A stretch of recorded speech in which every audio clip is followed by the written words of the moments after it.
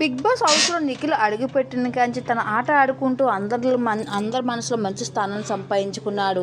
అయితే ఇక సోనీతో మాట్లాడినతో తన జత కలిసిన కాంచి తనకు బ్యాడ్ నేమ్ వచ్చిందని చెప్పడంలో ఏమాత్రం సందేశం లేదు. అయితే నిన్న నామినేషన్లో ఒక నిఖిల్ పృథ్వీని నామినేషన్ చేయడం జరిగింది. ఇక పృథ్వీ అలాగే సోనీ కూడా ఒక దగ్గర కూర్చొని మాట్లాడుకుంటూ నిఖిల్ ప్రవర్తన నాకేమాత్రం నచ్చలేదు అంటూ పృథ్వీ సోనీతో చెప్పడం అయితే జరుగుతుంది.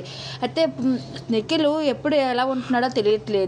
తన మైండ్ సెట్ అసలు తన ఆడే విధానం కూడా నాకు ఏమాత్రం నచ్చలేదని సోనీతో చెప్పడంతో ఇంకా సోనీ కూడా మాటలో మాట కలుపుతూ అవును నిజమే, అందుకే తనకి నేను కొద్ది రోజులు టైం ఇచ్చాను, ఆ టైంలో మారితే మారాడు లేకపోతే సరే అనేసి అన్నట్టుగా సోనీ మాట్లాడుతుంది.